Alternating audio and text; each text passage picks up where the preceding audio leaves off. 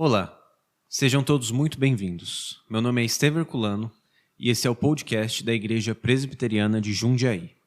Hoje nós conversaremos sobre o tema Por que a Igreja é Importante. Roda a vinheta.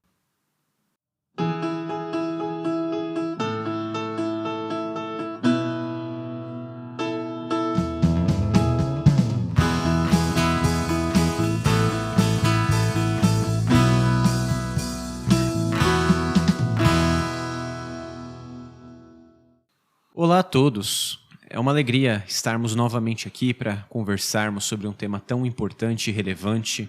Hoje o Luiz Henrique, membro aqui da nossa igreja e o faz tudo aqui no áudio, no som, nos conteúdos, vai conversar um pouco com a gente. Como é que você está, Luiz? Tudo bem? Tudo certo, sempre por aqui, tudo certo. Que bom. A gente decidiu conversar sobre esse tema porque, diante de tantas críticas que a igreja sofre no decorrer da história, assim como o fato de que Jesus instituiu a igreja a torna uma instituição divina e não humana, faz a gente refletir na importância da igreja e no modo como nós nos relacionamos com ela. Além disso, depois da pandemia, muita coisa mudou nas relações humanas, e principalmente uma delas é o modo como as pessoas começaram a se relacionar, muitas vezes de maneira virtual e não de maneira presencial. E isso afetou e continua afetando muitas vezes a comunhão e a presença das pessoas na igreja. Por isso a gente vai conversar um pouco sobre a natureza da igreja, o que significa igreja, se é possível ou não ser crente sem estar na igreja. E esse tipo de coisa, tudo isso vai permear a nossa conversa. E eu acho, Luiz, que seria legal para a gente começar esse assunto, definir a natureza da igreja. O que é, de fato, a igreja de Cristo? O que significa igreja? Olha, quando a gente olha na Bíblia, né, e vê como a Bíblia trata a igreja, ela usa geralmente algumas metáforas, né? A gente vê a igreja como casa de Deus, como corpo de Cristo, templo, como a noiva de Cristo, né? Uhum. Paulo vai usar essa analogia também, né? Se eu não me engano. E rebanho de Cristo. Então, a igreja, ela é, assim, um lugar onde crentes se reúnem para não só adorar a Deus, mas para compartilhar os dons que Deus deu pra gente e edificar uns aos outros, né? Eu acho que a gente poderia começar por aí. Legal. Ou seja, a igreja tem sua origem não em uma pessoa humana, mas em Deus. Ele funda a sua igreja, ele começa a sua igreja, certo? Eu peguei aqui uma definição na nossa Confissão de Fé de Westminster, capítulo 25, fala sobre a igreja, define igreja, e nós temos alguns parágrafos tratando disso, que eu acho que são legais para a gente, nesse começo de conversa, ter uma referência, né? Confissão de Fé de Westminster, capítulo 25, primeiro parágrafo diz: a Igreja Católica Universal, que é invisível, consiste do número total dos eleitos que já foram, dos que agora são, e dos que ainda serão reunidos em um só corpo, sob Cristo, sua cabeça. Ela é a esposa, o corpo, a plenitude daquele que cumpre tudo em todas as coisas. Então, eu acho que é legal, Luiz, a gente tocar nesse assunto, né, da confissão, porque vai de encontro ao que você disse, que a Escritura usa alguns termos para falar sobre igreja. Sim. Não um único termo, mas vários, como corpo, noiva, ajuntamento, a comunhão do Espírito, tudo isso abarca a igreja de Cristo. E um texto importante que retrata como Cristo é o líder e o dono desse povo é o texto que está em Efésios 1, verso 10, mas vai até o final do capítulo falando sobre a igreja. E Paulo diz sobre Cristo que Deus fez convergir nele na dispensação da plenitude dos tempos, todas as coisas, tanto as do céu como as da terra. E lá na frente diz: e pôs todas as coisas debaixo dos seus pés, para ser o cabeça sobre todas as coisas, o deu à igreja, a qual é o seu corpo, a plenitude daquele que a tudo enche em todas as coisas. Cristo é o cabeça dessa igreja e a preenche, né? A edifica, e é a plenitude dela, né? Tudo isso configura um pouco essa origem, essa essência da igreja. Mas, Luiz, além dessa natureza que a Bíblia mostra da igreja, definindo ela em vários termos, né, como corpo de Cristo, como comunhão do Espírito, a Bíblia também mostra que a igreja é um ajuntamento, certo? Sim. E quando a gente olha para o Novo Testamento, né, a gente vê que os crentes naquela época eles se reuniam para enfim, para adorar a Deus e para aprender mais sobre quem é o Deus. E lá em Hebreus 10, 24, diz assim, ó: cuidemos também de nos animar uns aos outros no amor e na prática de boas obras. Então aqui ele fala justamente que incentivando as pessoas, aqueles crentes daquela época que viviam em comunidade, que um dos motivos do ajuntamento deles era para que eles praticassem as boas obras, né? Uhum. E ele também coloca aqui, veja como parece nos nossos dias, né? Ele coloca assim no verso 25, versículo 25: não deixemos de nos congregar, como é costume de alguns. Pelo contrário, façamos admoestações, ainda mais agora que vocês veem que o dia se aproxima. Ou seja, naquele momento, eles tinham essa sensação, eles estavam se preparando para a volta de Jesus, né? E para nós, que já se passou um bom tempo aí, está mais próximo ainda, né? E nós temos os mesmos problemas, nesse caso aqui, a questão do pessoal que deixava de congregar, né? Deixava de estar junto, né? Sim, e esse ajuntamento é um meio de graça, né? Ou seja, Deus edifica seu povo por meio desse ajuntamento. Agora, você falou da igreja no Novo Testamento, mas a gente leu aqui na Confissão de Fé que a igreja é o ajuntamento dos crentes não apenas do Novo, mas de todas as épocas, não só do Novo Testamento, mas de todas as épocas da igreja. E nós somos presbiterianos, né? Igreja não começa no Novo Testamento, a igreja começa desde o primeiro crente que existiu, que foi provavelmente Adão. Apesar das discussões, a igreja começa lá com o primeiro crente. E o interessante disso tudo, nesse aspecto de ajuntamento que você começou a falar, Luiz, é que Deus sempre buscou congregar seu povo. Não apenas no Novo Testamento, mas também no Antigo. O povo dele deveria estar unido e prestar culto a Deus em todas as épocas da história. E quando isso não acontecia, quando a comunhão, a adoração era negligenciada, sempre vinha juízo sobre o povo de Deus. Fosse na época do tabernáculo, na época depois dos juízes, na época do templo, mas sempre houve essa ideia de ajuntar o povo e derramar graça sobre o seu povo por meio da comunhão, né? Da união de todos os crentes.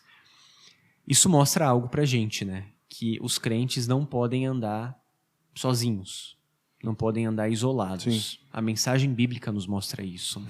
E quando a gente olha em Gênesis, né, a gente vê justamente que Deus ele cria o homem e ele diz que não é bom que o homem esteja só. Ele cria uma pessoa que, no caso, a mulher, né, para que seja alguém que seja uma companheira dele. Então, e quando a gente olha para o próprio Deus mesmo, como a Trindade, né, é formada, né, do Pai, do Filho e do Espírito Santo, a gente vê que nosso Deus é um Deus que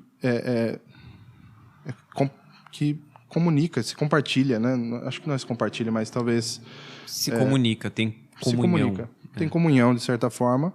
E depois da queda a gente perde, né, a comunhão que a gente tem com Deus.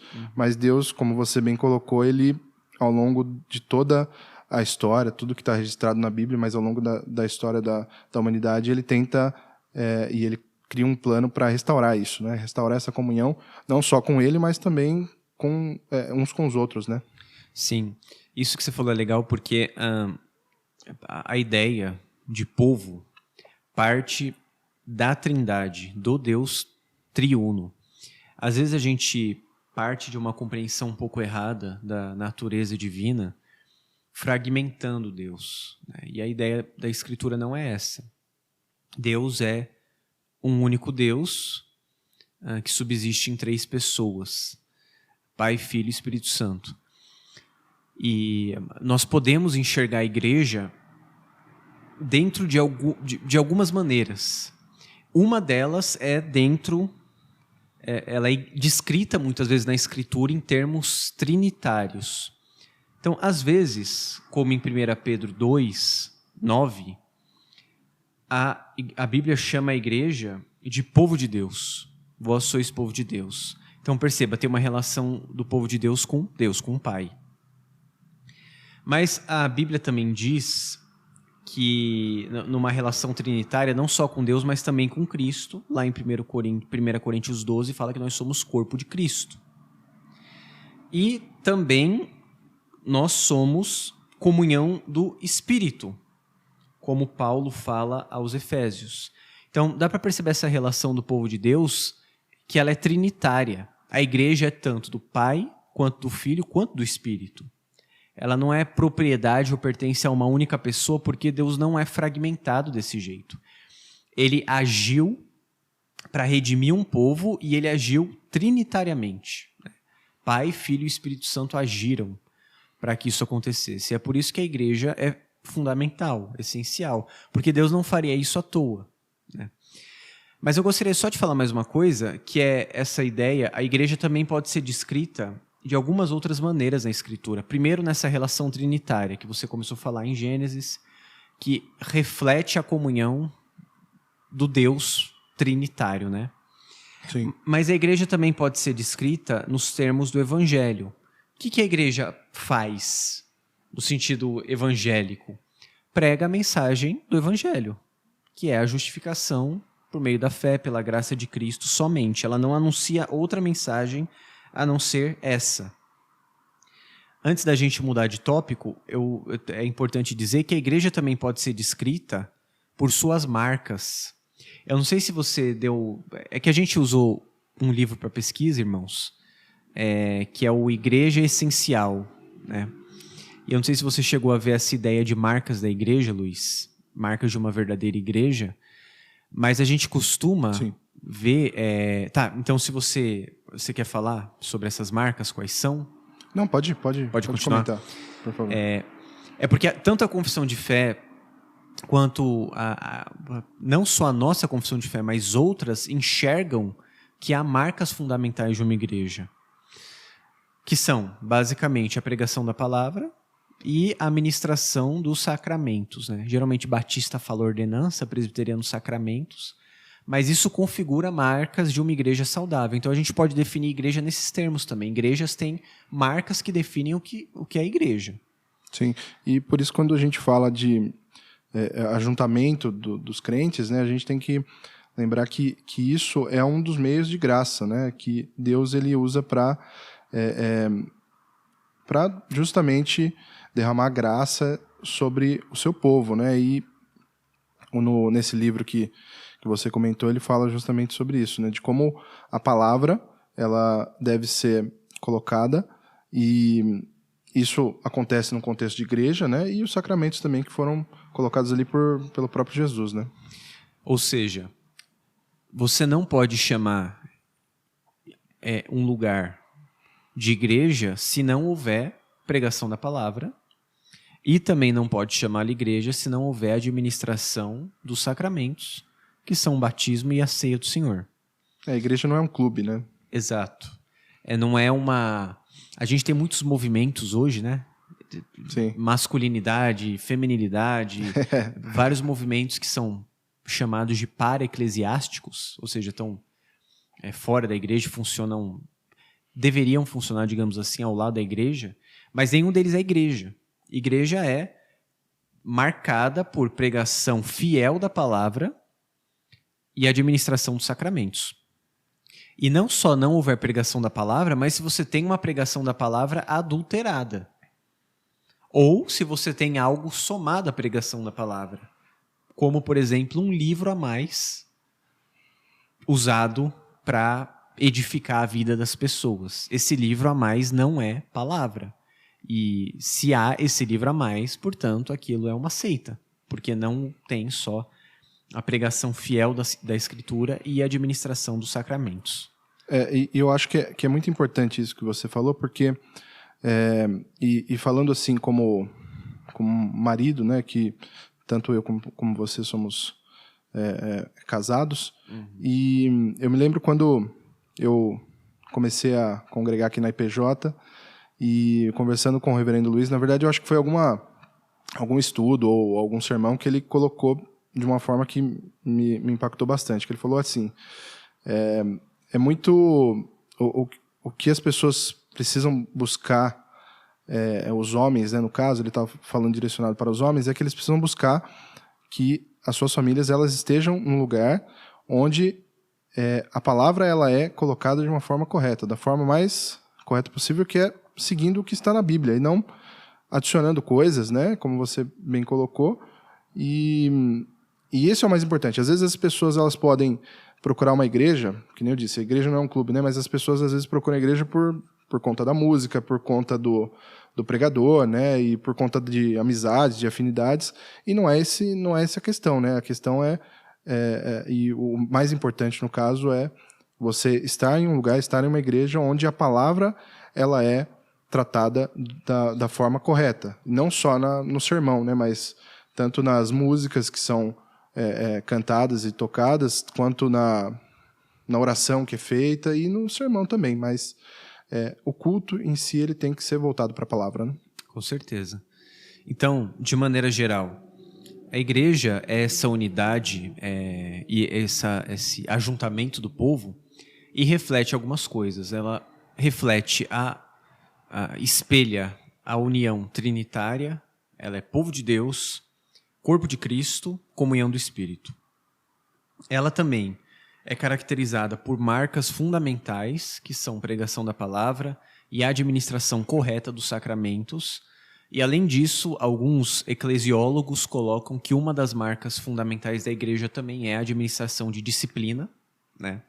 Quando a igreja se preocupa em manter puro o povo de Cristo e executa a disciplina não como punição, mas como graça também para arrependimento e purificação do povo. E a igreja é fundada por Deus. Ele a fundou desde que o primeiro crente foi chamado e o projeto do Senhor sempre foi ter um povo seu, particular, zeloso, de boas obras. Lá em Mateus, por exemplo, né, que isso é Mateus 18, 20, Jesus vai dizer assim, né, porque onde estiverem 2 ou 3 reunidos em meu nome, ali estou no meio deles. E esse é um versículo que o pessoal às vezes coloca de uma forma muito, muito errada, né? Mas aqui, você corrija se eu estiver errado, mas está falando sobre disciplina, justamente, né? Julgamento, né? Julgamento. Então, a igreja é um lugar onde a disciplina ela precisa ser aplicada da forma correta, né? Mas precisa ser aplicada, sim. Exato. Isso é importante, Luiz, porque às vezes os crentes não percebem a dimensão espiritual assim da igreja, enxerga como um clube mesmo. Mas a nossa confissão de fé usa aquele texto em que Jesus fala o que for ligado na terra será ligado no céu, o que for desligado na terra será desligado no céu, para falar sobre julgamento, sobre disciplina e sobre exclusão. O conselho da igreja, representando a igreja, por exemplo, julga causas importantes do povo de Deus e, revestido de autoridade que vem do Senhor, pode dizer que uma pessoa não é crente. Aí você fala, tá, mas e se ele errar? Tudo bem, os homens erram, sempre erram, mas Deus instituiu meios para que o povo dele fosse mantido puro e um dia fosse apresentado, como Paulo fala aos Efésios, inclusive em um texto sobre casamento, sim, fosse apresentado como igreja pura, santa, sem mácula nem ruga, mas irrepreensível. Ou seja, a igreja serve para que esse povo tenha essa comunhão e receba a graça de Deus, mas também seja santificado, transformado, né? Conformado à imagem, conforme a imagem de Jesus, e seja cada vez melhor, mais parecido com o Existe Senhor. uma progressão, né, nessa questão, por exemplo, da disciplina, que nem você falou, né? Até uma pessoa, acho que ser considerada pelo conselho ou quem quer que seja da igreja como não uma pessoa que não é crente, existe uma progressão que é feita, mas é por isso também que é importante que as pessoas elas pertençam a uma igreja local, né? Não não, cada dia eu vou numa igreja. Estou a fim de ir nessa igreja hoje, ou amanhã eu vou, no próximo domingo eu vou em outra igreja. Não, a pessoa ela precisa estar debaixo da autoridade da igreja, do conselho, para que possa não só existir essa questão de edificação que a gente comentou, a disciplina também, mas para que a palavra que é colocada ali, e você como pastor, até uma pergunta, mas eu imagino que você, nos sermões que você prega, você justamente tenta aplicar aquele sermão para situações que você passa com os membros e com as pessoas da igreja, né? Então, se você só ficar indo de igreja em igreja, ouvindo sermões de pessoas que você gosta, pessoas diferentes, você nunca vai ter isso realmente aplicado na tua vida de uma forma pessoal, assim, né? Não, com certeza. A ideia é essa, né? Você, o significado da Bíblia é o sentido, né? Você faz exegese, extrai o sentido, mas as aplicações são várias, né? E você precisa aplicar ao seu povo. E uma coisa interessante sobre isso é que o ministério da palavra não é apenas o ministério de pregação de púlpito, mas da pregação particular, que é o aconselhamento também. Quem fala muito sobre isso é o Jay Adams, que foi um pastor e escritor que faleceu há pouco tempo, inclusive, que o ministério, ele dizia, né, que o ministério da palavra é a pregação e o aconselhamento. Então, quando a pessoa não está debaixo de um corpo de líderes e da igreja, da comunhão dos santos, ela pode até, digamos que estar debaixo do ministério da palavra, ouvindo pregações em vários lugares, mas ela está só debaixo de uma parte do ministério da palavra, está faltando a outra, que é a parte do aconselhamento e exortação, que integra o ministério da palavra. É a pregação pública para todos, a proclamação, mas também a noutétesis, no grego, que é a exortação, a confrontação, que nem sempre é correção, às vezes é consolo. Agora, quem faz isso? Os pastores, ou presbíteros, ou líderes, mas às vezes também membros da igreja se aconselham uns aos outros. E isso é o Senhor edificando seu povo, né? Quantas vezes, Luiz, você não chegou aqui, ouviu uma pregação, falou ao seu coração e tudo, mas um irmão que não é nem oficial, não é pastor, não é presbítero, não é diácono, não é presidente de alguma sociedade interna, edificou você numa conversa comum. Numa igreja como a nossa, por exemplo, né, que tem acho que mais de 300 membros, é muito difícil a gente ter um contato tão direto assim. Lógico, a gente tem, mas o contato que a gente mais tem mesmo é com pessoas que não estão necessariamente em posições de liderança, né? E isso e ter um relacionamento com essas pessoas, realmente ter um relacionamento profundo com essas pessoas, vai fazer com que elas consigam te exortar, te animar, né? E isso também faz parte da igreja, eu entendo, né? Com certeza, parte fundamental da igreja. Com certeza. Agora, só para a gente fechar um pouco essa ideia da disciplina, você citou o texto lá do julgamento, né? 2 ou 3 reunidos em meu nome. Sim. E alguém que está escutando pode pensar o seguinte, tá, mas como que uma pessoa, membro da igreja, poderia passar por uma disciplina, por uma exortação dura, né? Quem são, digamos, os líderes ou pastores para acharem que essa pessoa merece isso? E a gente tem uma diferenciação que é, assim, essencialmente presbiteriana, que é a ideia de igreja visível e invisível. Igreja visível, gente, não necessariamente é formada só por crentes. Por exemplo, mais uma vez citando a Confissão de Fé, no parágrafo 2 do capítulo 25, diz: a igreja visível, que também é católica ou universal, o termo católico aqui significa universal, né, no mundo todo. Sob o Evangelho, consiste de todos aqueles que pelo mundo inteiro professam a verdadeira religião juntamente com seus filhos. É o reino do Senhor Jesus Cristo, a casa e família de Deus, fora da qual não há possibilidade ordinária de salvação. Igreja visível é todo mundo que professa Jesus, que é membro da igreja. Isso é igreja visível. Agora, todo mundo da igreja visível é crente? E não. Pode ter gente que professa Jesus e não é. Então, há a igreja invisível, e essa sim é formada apenas pelos crentes, desde o primeiro até o último que vai nascer e morrer aqui na Terra. Mas nós não sabemos quem são essas pessoas. A gente sabe pelo testemunho, pelo que a pessoa fala, pelo que ela prega, pelo modo como ela vive, tudo isso é marca de um verdadeiro crente. Mas pode ser que essa pessoa manifeste que não foi cristã em algum momento. E aí? Justamente é aí que a igreja serve ainda mais para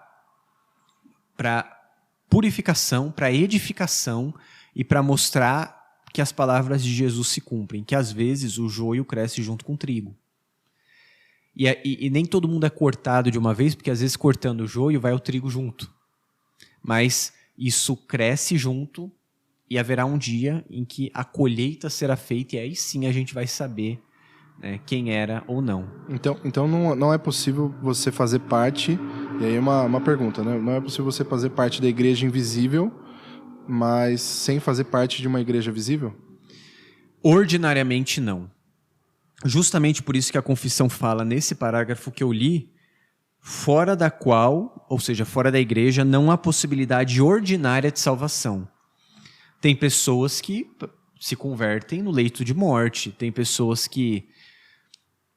O ladrão na cruz, né? O ladrão na cruz, a gente sabe, eu pelo menos conheço alguns casos de pessoas que não foram cristãs a vida toda, na UTI se arrependeram, creram em Jesus. A gente só vai saber se isso foi sincero na eternidade, mas essa pessoa, se creu, é salva. A gente não tem como julgar isso, salvação pertence ao Senhor. Mas ordinariamente dizendo, Luiz, não. Se a pessoa tem condições, ouviu o evangelho e creu em Cristo e não quer ir à igreja, ela está demonstrando que muito provavelmente ela não é salva.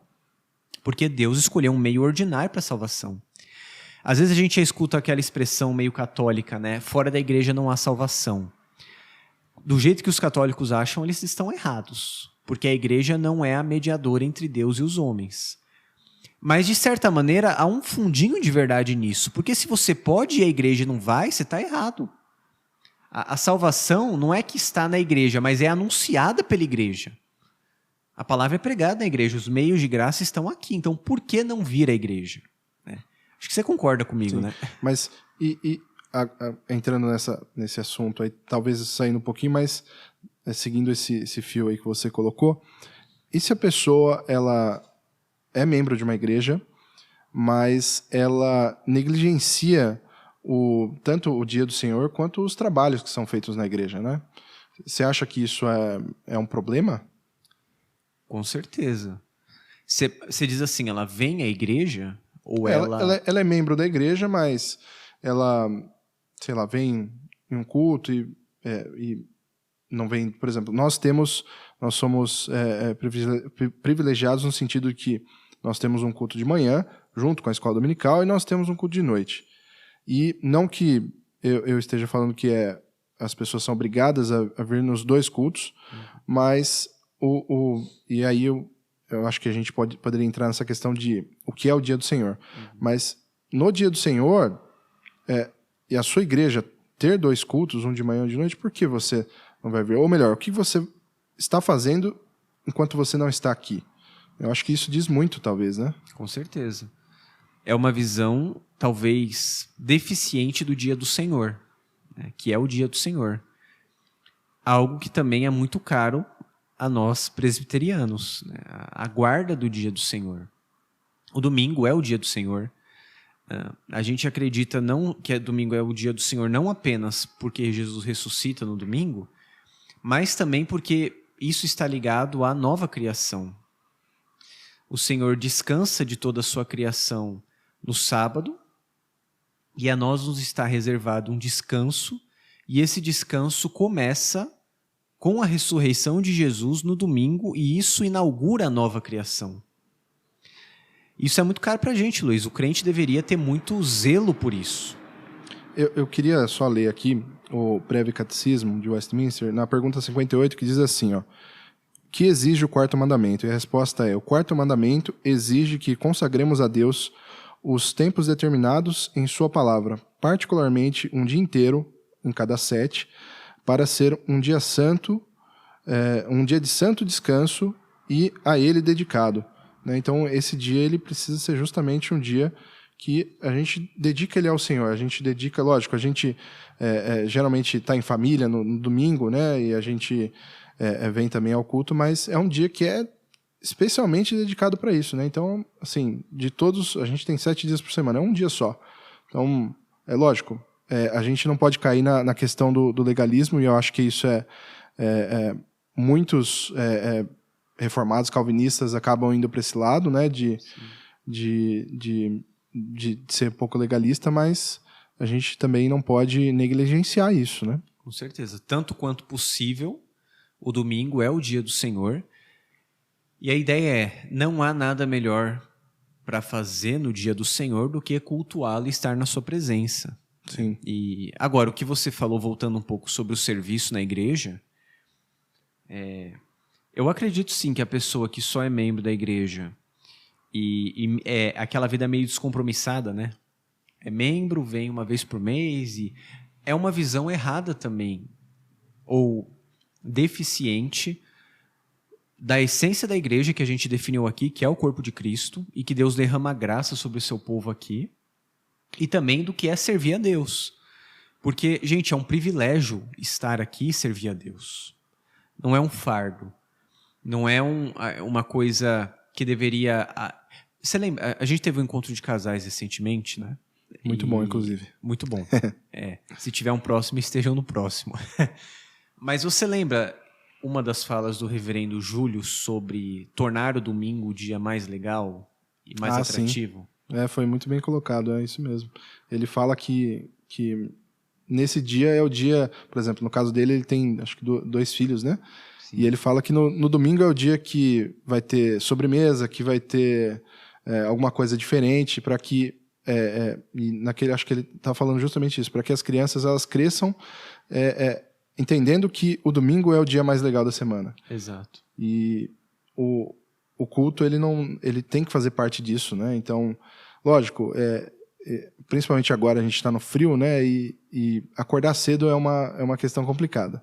Então, acho que ninguém gosta de acordar cedo, tomar um banho. Acho que é um negócio que incomoda um pouco, mas o domingo ele precisa ser um dia agradável, né? Precisa ser um dia que a gente consiga não só, e o mais importante que é vir à igreja e cultuar o Senhor, mas cultuar o Senhor de outras formas também, né? Sim.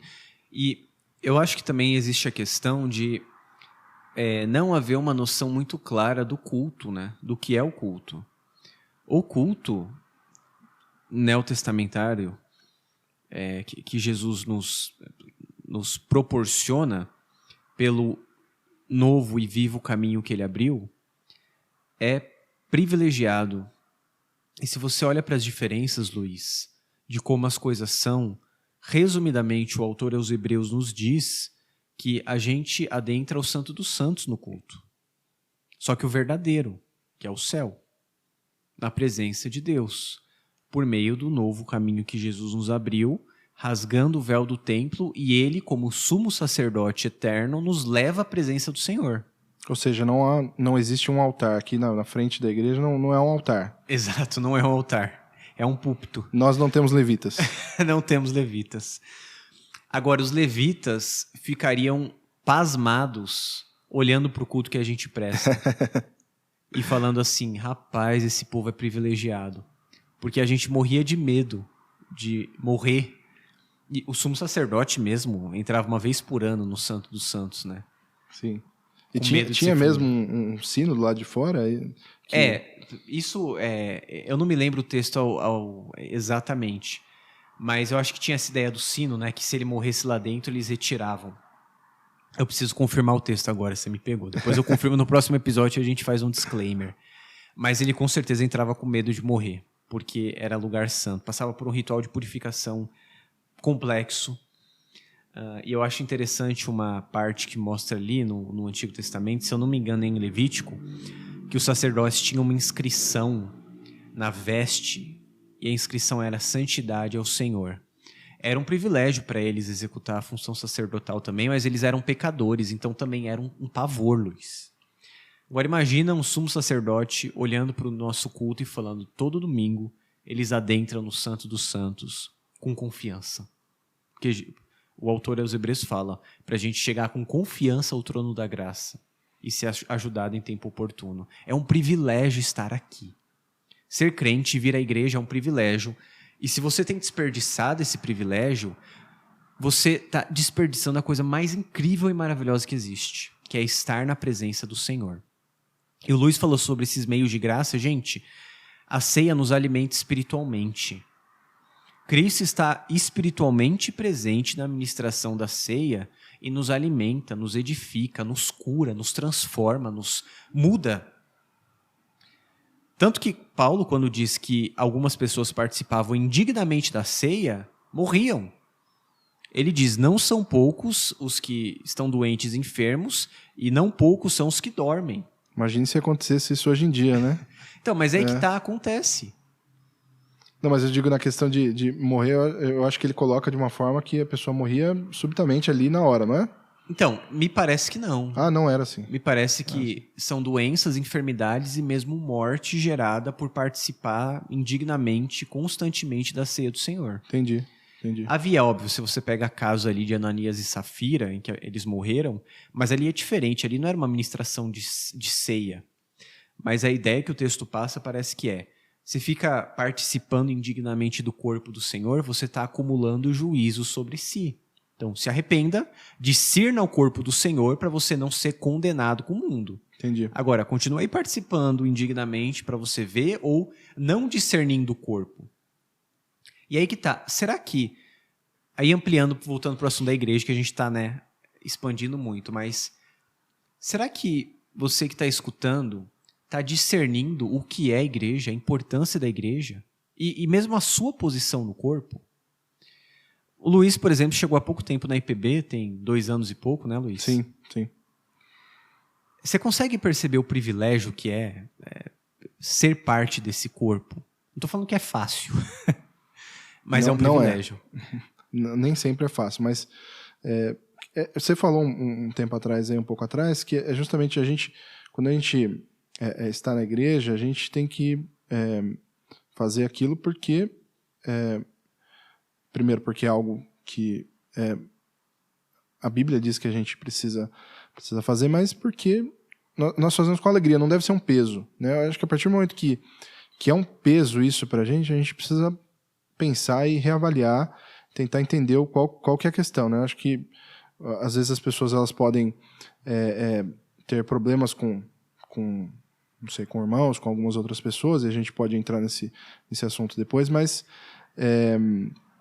o que é importante é a gente entender que essa comunhão que a gente tem hoje aqui com os nossos irmãos, aqui os membros da nossa igreja, a gente vai ter quando a gente for para o céu, na Nova Jerusalém, né? A gente vai continuar tendo essa comunhão e a gente vai ter de uma forma não só entre nós, mas com Deus, né? Ter uma comunhão, uma restauração plena, né, da comunhão que a gente tem com Deus, que foi perdida aí depois da queda, né?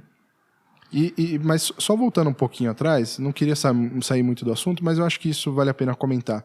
Eu falei dos levitas um pouco atrás, e os levitas, hoje em dia, o pessoal acaba trazendo só a questão da música, né, que eles também faziam parte, né, desse ministério, mas não era só isso, né? Os levitas eles faziam muito mais do que isso, certo? Basicamente, eles cuidavam de toda a parte cerimonial e de tudo. Limpeza, carregar as coisas. Era um serviço abrangente do culto como um todo, né?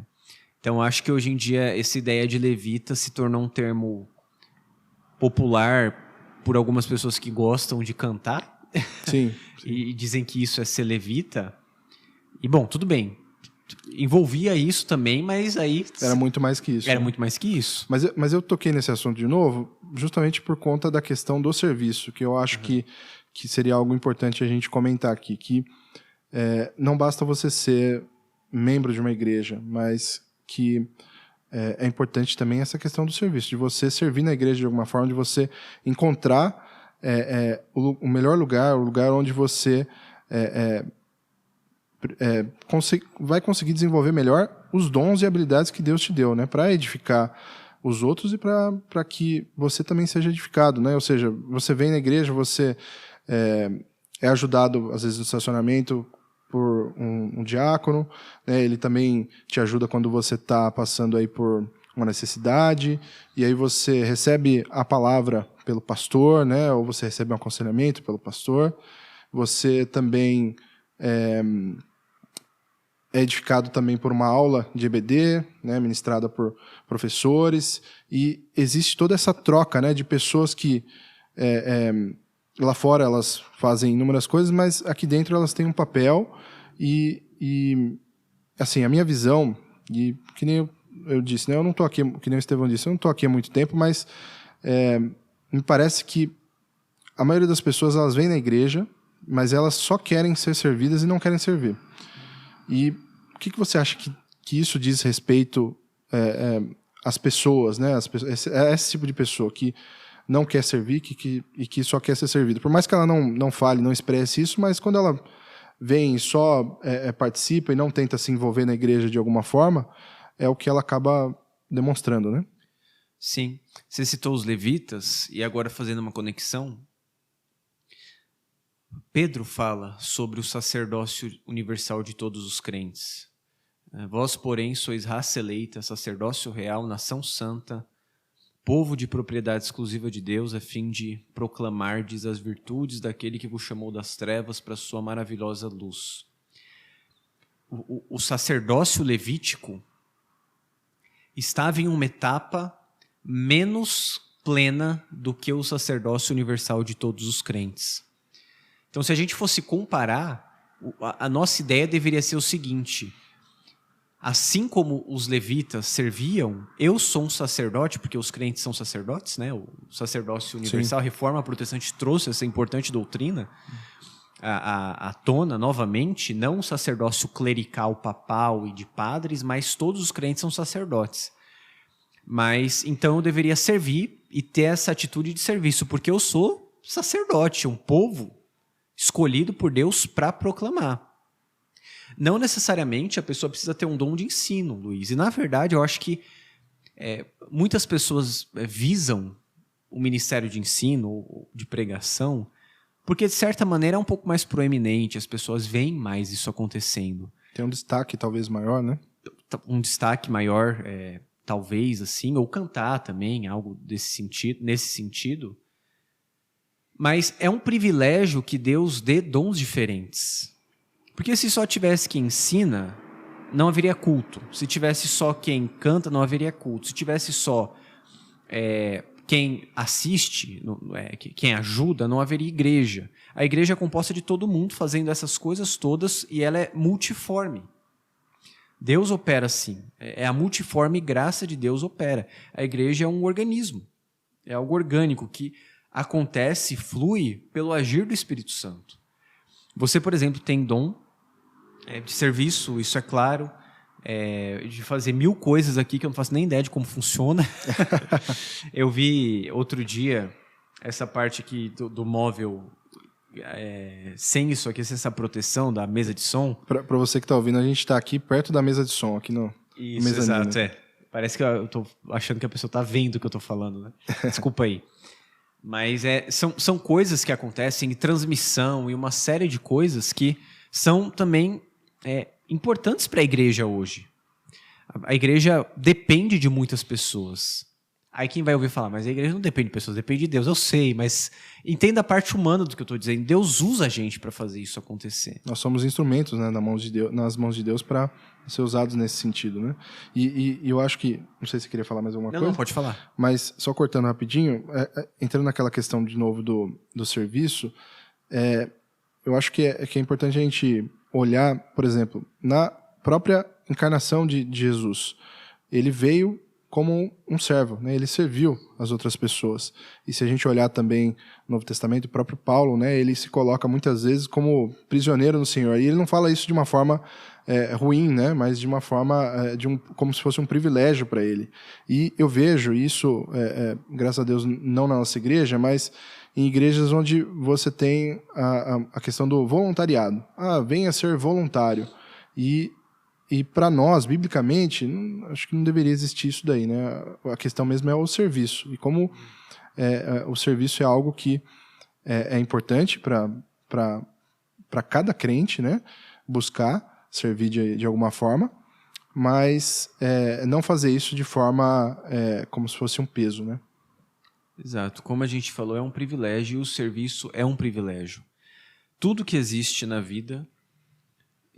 E com certeza a igreja está incluída nisso, tem as partes difíceis. Mais uma vez, só citando a Confissão de Fé, Luiz, no parágrafo 5º do capítulo 25 que eu citei, ela diz: as igrejas mais puras debaixo do céu estão sujeitas à mistura e ao erro. Algumas têm se degenerado ao ponto de não serem mais igrejas de Cristo e sim sinagogas de Satanás. Não obstante, sempre haverá sobre a terra uma igreja para adorar a Deus segundo a vontade dele mesmo. Ou seja, as igrejas mais puras estão sujeitas ao erro, porque nós somos humanos. Apesar disso, Cristo é Senhor da igreja e, ordinariamente, a salvação é pregada aqui, anunciada aqui, experienciada aqui. Eu gosto muito de uma definição que o Mark Dever dá no livro Igreja, o Evangelho Visível, que a gente não recomenda completamente porque ele é batista, então obviamente há diferenças eclesiológicas, mas a definição é justamente essa: igreja é o Evangelho visível. É o Evangelho que a gente vê acontecendo. Pessoas se convertem e vêm para cá, e a gente vê a pessoa transformada, mudada, diferente, impactada pelo poder do Evangelho. Nós vemos o Evangelho materializado na igreja. Pessoas que vieram de realidades terríveis, que eram terríveis e foram transformadas. Gente que não é perfeita, que um dia será, na eternidade, mas que agora ainda não é. Mas entrando nesse assunto aí que você tocou, que eu acho que é realmente muito importante, porque às vezes a pessoa ela pode pensar da seguinte forma, falar, não, mas eu não quero... servir em uma igreja porque lá as pessoas elas podem me tratar de uma forma, já me trataram de uma forma ruim ou já me decepcionei com pessoas dentro da igreja. Então, por mais que existe realmente essa transformação, em que em algumas pessoas isso é assim muito nítido, né? Mas em outras nem tanto, mas ainda assim nós somos pecadores, né? Ou seja, nós estamos em conjunto com pessoas que também são pecadoras, assim como nós. E como que você acha que a gente pode trabalhar e aconselhar, talvez, a quem pode estar ouvindo a gente e que passa ou já passou por problemas com pessoas dentro da igreja? Olha, há muitos problemas, de fato, e sempre haverão, que a gente é pecador. Eu acho interessante, Luiz, que a gente tem uma sequência para lidar com problemas na igreja. Bom, primeiro eu só quero citar uma referência que é Gálatas, capítulo 1 e 2, em que Paulo mostra e conta um problema que ele teve com Pedro e com os apóstolos, e que ele resolveu esse problema. Ele resistiu a Pedro face a face, porque Pedro se tornou repreensível por discriminar, digamos assim, os judeus que estavam na igreja, por se aliar mais aos judeus influentes da igreja, e Paulo resiste Pedro. Mas Paulo fala que ele contou o evangelho que ele pregava e que, após ele contar o evangelho e haver todos os problemas, e mesmo o concílio de Jerusalém, que está lá descrito em Atos 15, mostra que houve problema na igreja e várias coisas aconteceram, mas depois disso tudo, de todos os problemas, Paulo diz que os irmãos lhe deram a destra de comunhão, depois que ele explicou o evangelho que ele pregava e explicou qual era o ministério dele. Então veja, houve briga entre os apóstolos, entre Pedro, Paulo e os apóstolos. Isso mostra que a gente não está isento de problemas. Mas certo. Aí a gente vai para outra referência bíblica que nos mostra o modo como a gente pode resolver problemas. E você citou ela no começo, que é Mateus capítulo 17, em que nós temos a referência de Jesus ensinando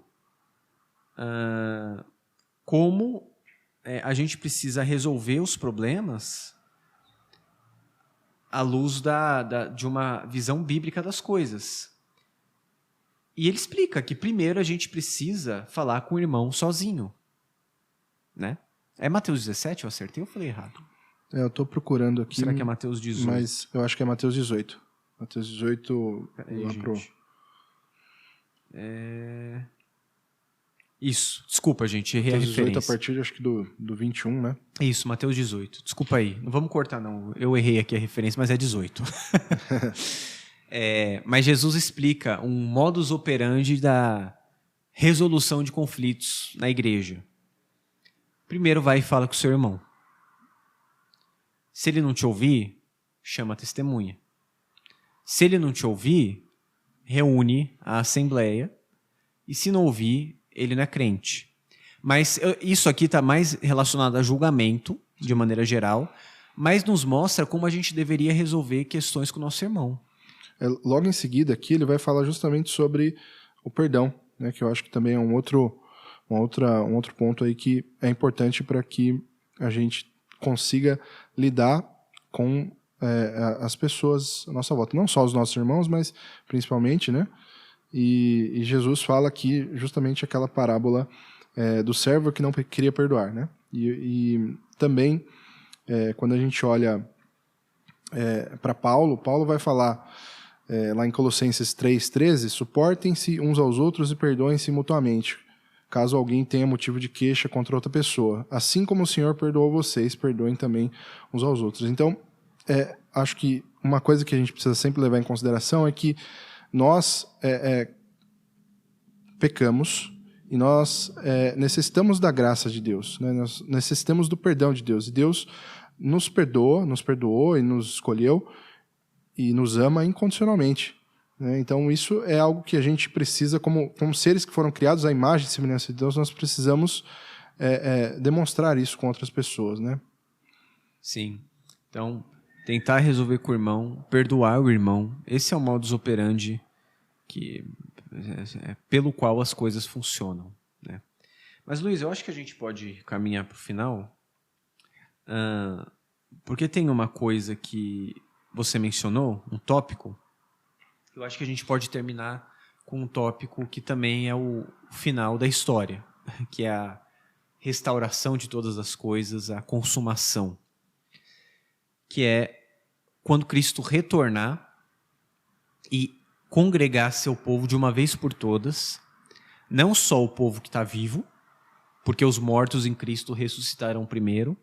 Então, quando Cristo voltar, nós teremos uma reunião completa do povo de Deus. No caso, a igreja invisível. A igreja invisível, toda reunida para celebrar esse retorno. O que isso mostra para a gente, Luiz? Mostra que a igreja é só aqui? Ou ela continua na eternidade? Esse povo acaba aqui ou permanece? Não, com certeza permanece. Na verdade, quando a gente olha para a ceia que você comentou também, lógico, é um memorial sim, mas nós temos a presença de Jesus durante a ceia, mas é algo que leva algo que nós faremos no futuro, como diz lá em Apocalipse, né? E que, falando aí não só das bodas do Cordeiro, mas sobre essa comunhão e esse relacionamento que nós teremos com Jesus, né, com Deus, e com os nossos irmãos eternamente aí, né?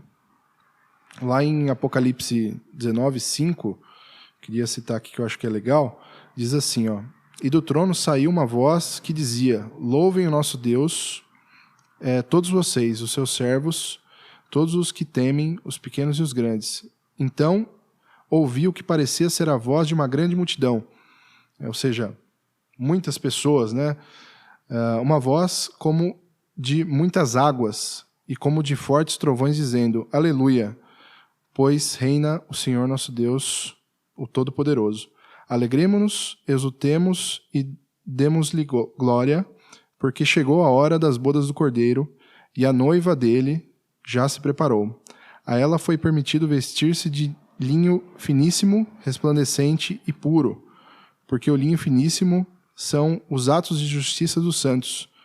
Então o anjo me disse: escreva, bem-aventurados aqueles que são chamados à ceia das bodas do Cordeiro. Nós somos chamados, né, essa ceia, e o próprio Jesus, ele prepara a noiva de uma forma que ele vai apresentar ela pura e imaculada, né? Ou seja, igreja é essencial. E se você está escutando o podcast, nós falamos sobre várias coisas aqui, mas acho que a gente pode traçar uma linha breve sobre o episódio para uma exortação final, né? Igreja foi fundada pelo Senhor. O Senhor ama a sua igreja. A igreja é essencial. E se você é cristão, se você se diz cristão e voluntariamente não quer estar na igreja ou não quer servir na igreja, há um problema. Você precisa reconsiderar a sua visão de cristianismo, porque quem instituiu a igreja foi o Senhor Jesus. Isso. Igreja reflete a comunhão e o relacionamento trinitário. Ela é do Pai, do Filho e do Espírito Santo e reflete aspectos do Deus triuno. Ademais, a igreja permanece pela graça de Jesus, não é perfeita, mas um dia será. E quando for perfeita, nós veremos completa a obra que o Senhor começou, nos redimindo, nos salvando, nós, pecadores falhos, que somos membros desse corpo, erramos. Às vezes, a gente acha que a igreja nos fere e não percebe como nós também ferimos a igreja, como nós erramos com irmãos e como nós falhamos. Por isso, tão importante que o Luiz mencionou sobre o perdão, porque aqui a gente perdoa e é perdoado. A igreja nos molda, irmãos, nos santifica, nos conforma à imagem de Jesus, nos faz mais santos, não por causa do nosso mérito ou porque a gente é bom e usa o dom que Deus nos deu para edificar, não. Mas porque mostra a nossa fraqueza também. Nossa fraqueza é exposta aqui. Deus às vezes nos faz sangrar na igreja e nos cura na igreja também, usando irmãos que nos exortam, nos aconselham e são meios e instrumentos pelos quais Ele nos transforma para que um dia a gente seja de fato puro e sem mancha diante do Senhor. Amém. Diante disso tudo, venha para a igreja. Não só visitar, mas ser membro da igreja, para ouvir pregação, para participar dos meios de graça, mas para ser membro, para fazer parte do corpo, para sangrar e ser curado com o corpo. Porque é isso que Jesus quer para o seu povo. Um povo unido, com um só propósito, que um dia habitará junto na eternidade. Se você não ama a igreja hoje, você vai ter muita dificuldade na eternidade, porque é a igreja que estará lá. E será povo do Senhor, perfeito e para sempre. Mais alguma coisa para dizer, Luiz? Eu acho que você disse muito bem. Amém. Não quero estragar. Obrigado, Luiz, por ter participado aqui, pelas palavras aí, por tudo. De qualquer forma, eu estaria aqui, né? Mas... De qualquer forma, você estaria aqui sendo igreja e servindo, né? Sim. Mas obrigado, viu? Mais uma vez, Deus abençoe. E Deus abençoe você que nos escutou, ficou até aqui com a gente. Somos felizes pelos ouvintes, pelos feedbacks que a gente tem recebido. Tem sido muito edificantes e uma grande motivação para a gente continuar. Que Deus te abençoe nós pedimos que, se você ouviu esse podcast e foi edificado, que compartilhe com os irmãos, com pessoas que não conhecem o Evangelho, não conhecem o podcast também, para que conheçam e sejam abençoadas do mesmo modo como você foi e como nós temos sido. Que Deus te abençoe, até a próxima e um abraço.